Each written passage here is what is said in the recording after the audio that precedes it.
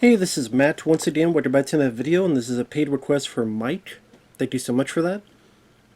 This is the second of two. The first was Silent Hill. Took me a bit to watch this because I'm kind of psyching myself up because it's Charles Band. But before I get into it, for those interested in requesting any type of videos, PayPal's usually the best bet. I do have a Patreon and CashApp for those interested. Feel free. Links are down below in the info box, and I'll get to it as soon as I can. It could be for pretty much any type of video. But Blood Dolls from 1999. I didn't mean to hesitate there. And the thing is, like, this isn't even the worst film I've seen. So I don't even know why I'm doing the hesitating stuff. Because this is such a weird-ass movie, I don't know how to talk about it. But it was somewhat interesting, I'll say that. It's directed by Charles Band. Now, Charles Band is not a premium director, but he, or his, Full Moon is one of those companies I did grow up with when I was a kid. Some people grew up with Trauma. Some people grew up with Full Moon. I was a Full Moon guy. So I watched, and still like Ghoulies 2, Ghoulies 3, Puppet Master 2 through 5 I could deal with. I love Dollman. Dollman vs. Demonic Toys has 100 problems to it, but I could watch it just for Tim Thomerson, but it should have been a lot better. I like the Trancers films, mostly the first 3. 4 and 5, but I like the first 3 Trancers movies, so there's a decent amount of Full Moon stuff I do like. And yeah, Charles Band, he really had a tendency to deal with, even whether he's producing it or his company's releasing it, or whatever the case may be, loves the dolls or there's the Puppet Master films, the Demonic Toys, there's Ooga Booga. I'm trying to think if Charles Band had a hand in his company releasing Dolls, the Stuart Gordon film. There's this film, Blood Dolls. There's, maybe they're not Shrunken Heads in a way, is that? I mean, which I remember, I think they tried to put that in the theaters, because I remember that being advertised as Shrunken Heads. I'm like, what the hell is this movie? I don't think I still saw it. But I remember that trailer back in the day, like, they thought that was going to be a big deal, I guess, for some reason. Unless I'm hallucinating things. But this is Blood Dolls, which, yes, Charles Band directed it. Came out in 1999. And when I said weird stuff, so you have your lead, Mr. Travis, who's this wealthy psycho, that because his mom dealt with genetic engineering, he has a tiny head. He has a pinhead. Not that pinhead, but a little tiny head. So they have like a big suit so they can put his head in so his head looks tiny. But when he talks to people, he'll have this bald monster mask on to talk with people. So he's talking with like lawyers and other stuff wearing this mask. Has a very southern twang, try to be sophistication. I'm trying to remember who the actor's name was. Jack Maturin. Like, I don't know what else he's been in. I actually don't think he was that bad. Where they're trying to have the southern twang, like in another time he owned a plantation or something. Like, dear my regards, the Beauregard. That type of accent. But I don't think he was that bad. Then he has a henchman, Mr. Mascaro, played by William Paul Burns, who likes to put clown makeup that I swear looks like Joaquin Phoenix's Joker. And this is 1999. But it looks like Joaquin Phoenix's Joker with the makeup. And he's tall like he's Lurch from Addams Family, but he talks like Michael Wincott. Like, he has that type of deep voice. And I don't think he did a bad job. And he's kind of an interesting character where He kind of only comes alive when he has his makeup on. But he's very obedient to Mr. Travis. They have this other guy, an associate, Phil Fondacaro, who I remember. He was... I grew up with Ghoulies too.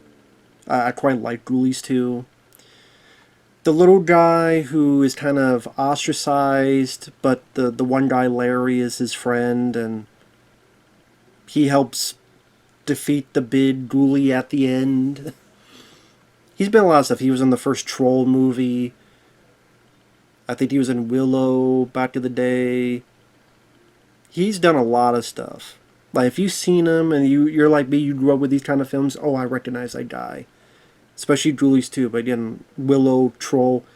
He's there as an associate named Hylas, which his whole job is to shock this cage or tell these women in this cage, because what Mr. Travis has, he has a female rock group in a cage to play him songs. So I guess, hey, if you're that rich, you don't want a radio or a CD player, you get an actual band, play number 1, play number 5, and all the time the women are talking shit to Phil Fondacaro. Fuck you, you know, and then he shots them, shots the cage. Okay, and then they start playing. And then it's a way to have all these songs from this band. I don't even remember what the band was called, but to have this band play.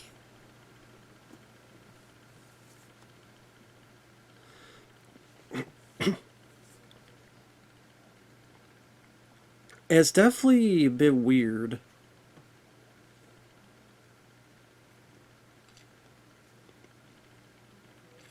I will say, I don't know how else to describe it. Just like,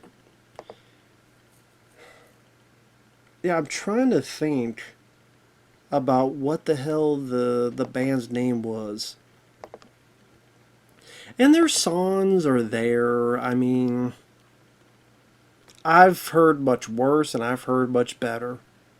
I'll put it that way. They're fine for this kind of film, but I mean, I'm not going to sit here and say I gotta get their damn CD if they have one. But I'm just saying I've heard a lot worse. I'll listen to them than, I don't know, Justin Bieber or something. I'll say that. But anyway, so you have all that stuff going on. You have this guy with a tiny head and a southern accent wearing a monster bald mask with a henchman who likes to dress himself to be the Joker, with a little guy that shots a cage to make a female band play for you. Either that alone will be too much for you or not enough. I don't know. So what happens is, apparently Mr. Travis has been screwed over in this investment and lost a lot of money. And he wants revenge. Now some of them, 2, soon to be 3, he's turned into dolls. Which some of them are the most racist, but he even says, yeah, I'm a racist. So I guess he admits it. I mean, and okay, if I mean, I could be a psycho. I kind of wish they had this dialogue where someone's like, how could you be racist? I murder people. But I can't be a racist? Like, something about that I think would have been even funnier, but... Because there was apparently a black judge that screwed him over, so he turned him into a pimp doll. And then the woman who...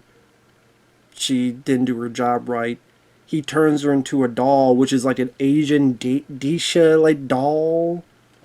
I was surprised they didn't have that in there. And really the 3 dolls, the blood dolls, are just there to sell the movie. Because they know their audience. They know their audience that, hey, the Charles Band is known for his doll shtick. Like the Puppet Master films. Like, you know, someone should do a list of every film that guy's ever done. Producing wise, directing wise, his production quality wise, that has dealt with something like that. They also do like Ginger Dead Man and others. It'd be a hell of a list. I was thinking of doing that, but I'm like, this is too damn many to find and list.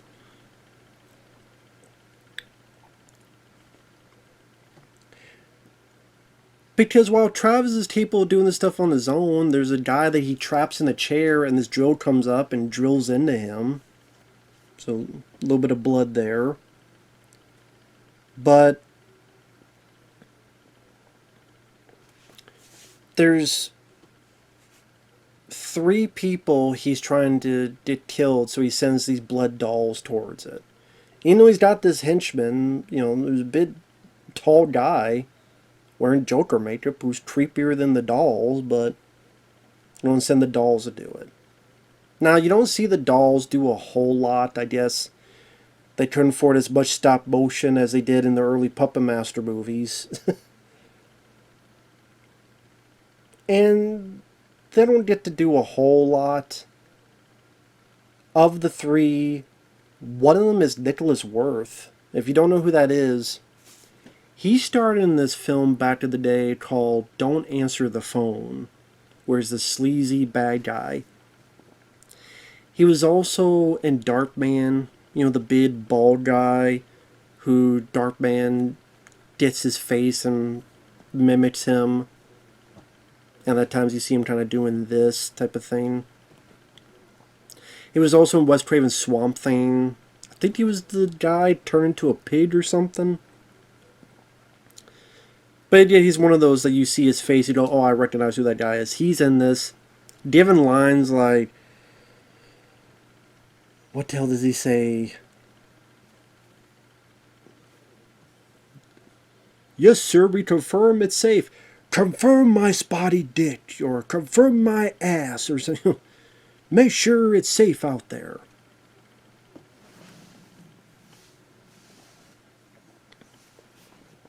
And it goes on from there. Before we get more into spoilers,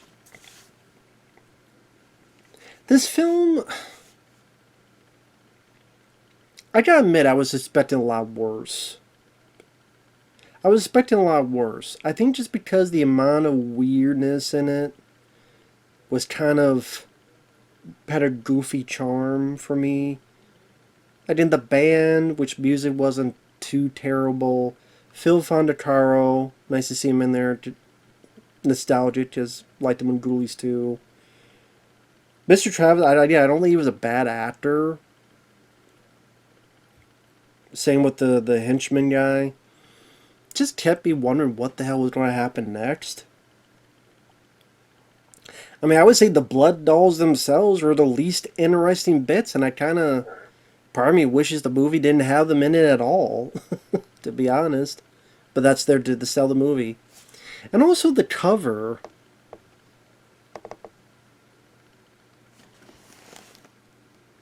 I mean, yeah, that's pretty much the mask he wears is on the cover there. That's the mask he wears.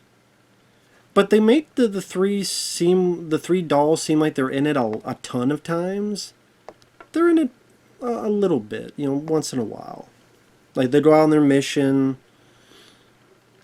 The third act becomes something, I don't know how to describe it without giving it away, so I guess I'll give it away, spoilers. Kills Nicholas Worth, freaks him out, drops a dumbbell on his head. If you're doing this for big gore scenes, you're not getting that. There's no, drill into the forehead like Puppet Master 2 or anything like that. Or Doll Man, where people's entire bodies are being blown up. You get a little bit of blood, but not a whole lot. So some people may not be satisfied in the gore department with that. Because again, they drop a dumbbell, cut away, they find him, there's a little bit of blood on his head, and he's dead. Even the second victim, you don't even see. It's a woman and some guards in a elevator. You hear screaming. Some guys open it up and they find the body's dead.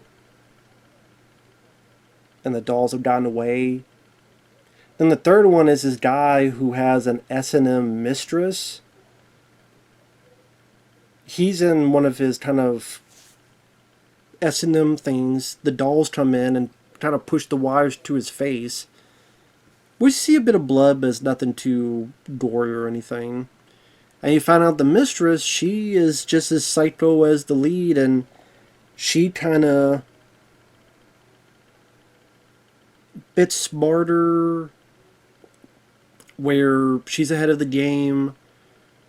She knew the dolls were coming at one point and set traps for them.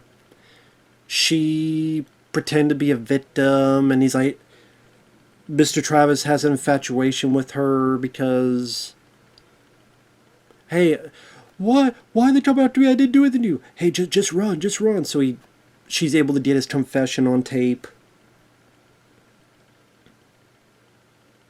And then she goes up and says, here's the tapes, here's all this other stuff.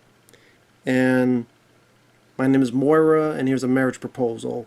And kind of states her case about why this would work out and how this would work out. And at this point I'm sitting there going, where the hell is this movie going? Like, you guys have had one conversation before this, and all of a sudden Mr. Travis is infatuated with her. Part of me, like, kind of wished there was a bit more, scenes to build it up a bit better. But if you did that, then you'd have to take away from the time of the blood dolls, so to speak. Which I don't even know why they're called blood dolls.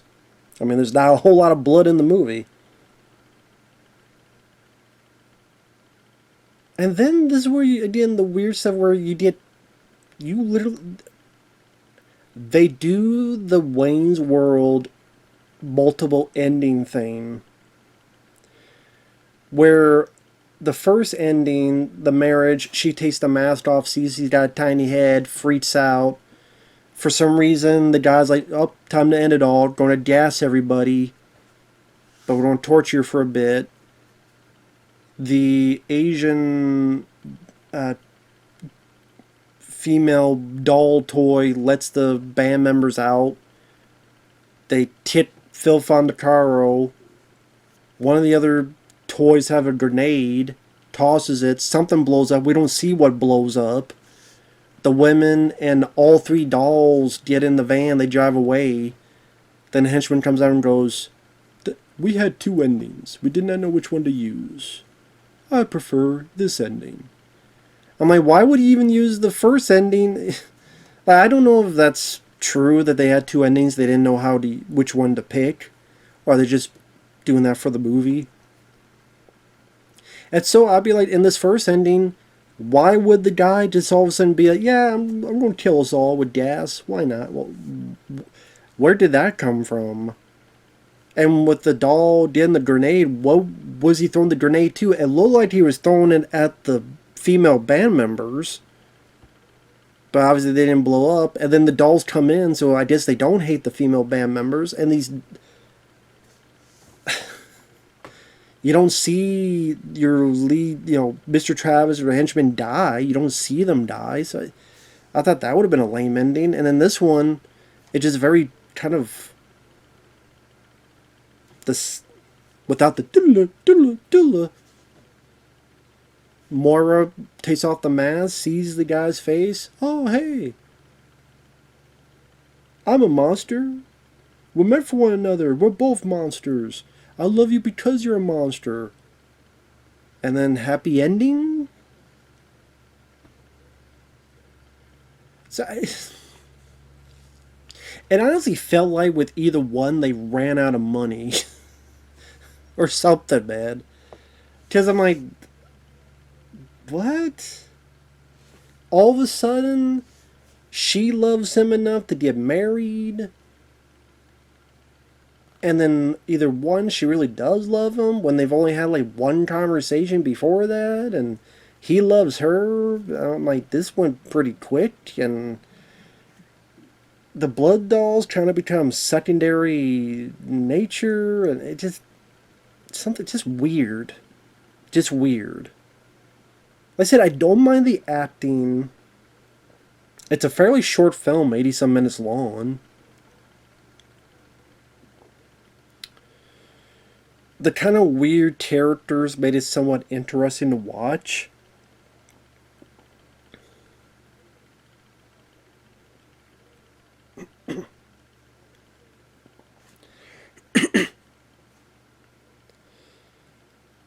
Like the female band, you never really get to know them as characters. Like, how did they get in the first place, and why the guy just doesn't buy a damn radio or CD player for it.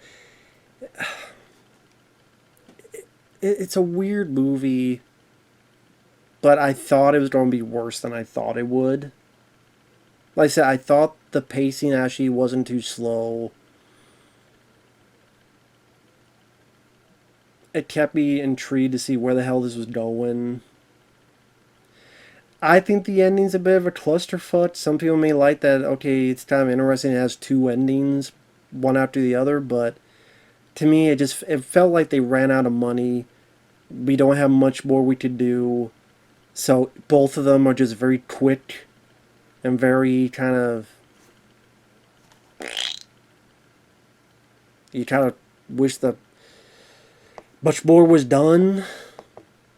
Whether it be, oh, well, Moira had another trick up her sleeve and this is part of a bigger plan, or... I think it would have been interesting if she's tricking him because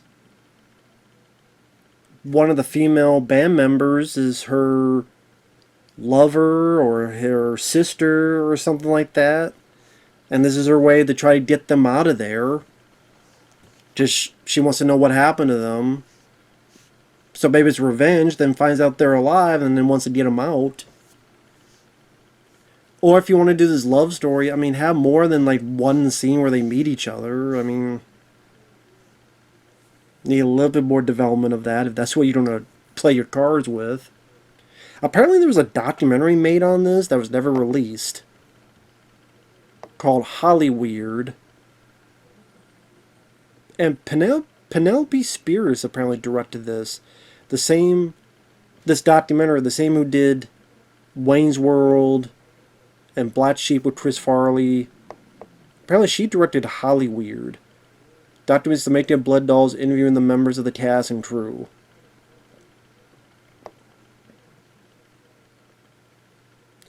Never released on any video format as of 2013, although a promotional trailer can be found on the DVD release of Blood Dolls. That's pretty crazy because it's full moon. They're willing to release anything. Especially, that was the cool thing about full moon is they would have, like, when you watch the tape, if you fast forward to the end, there'd be the making of, like, behind the scenes, and also behind the scenes of what's coming soon, the full moon. Those are always cool to see, because you didn't really see a whole lot of that with VHS tapes. Like, you would see the trailer, or multiple trailers, but not a whole lot of them had, like, a making of, like, extra content at the end of the tape. So I remember Full Moon, that was pretty cool of them. Kind of bonus features before you saw them on DVD and other stuff. So I thought that was kind of neat. Thought that was kind of cool, kind of neat. So yeah, I thought that was, at least to me, I thought that was kind of cool. That's just me though.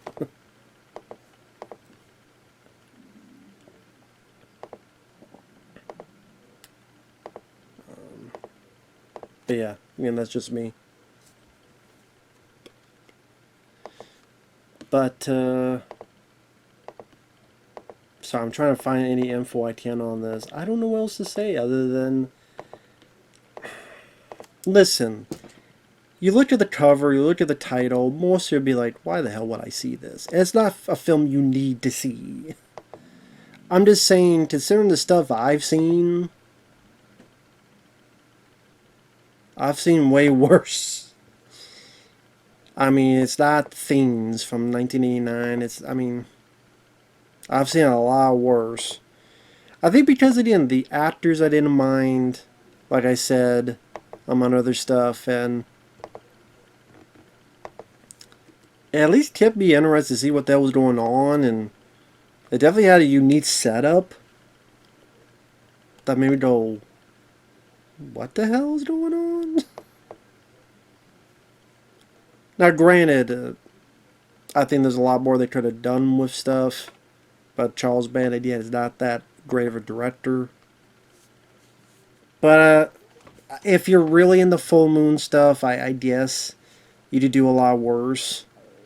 If you're looking for a lot of your doll puppetry stuff, you're not going to get a whole lot of that.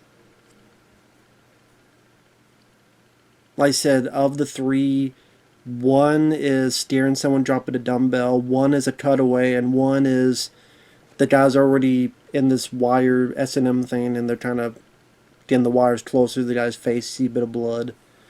They don't really do a whole lot other than that. One gets kind of burnt up a bit because Moira set up a trap on the yard. So if you're looking for a lot of that type of action, you're not going to get a whole lot of that. I can't wait. It was just, I thought it was going to be a lot worse than it was. I'll put it that way.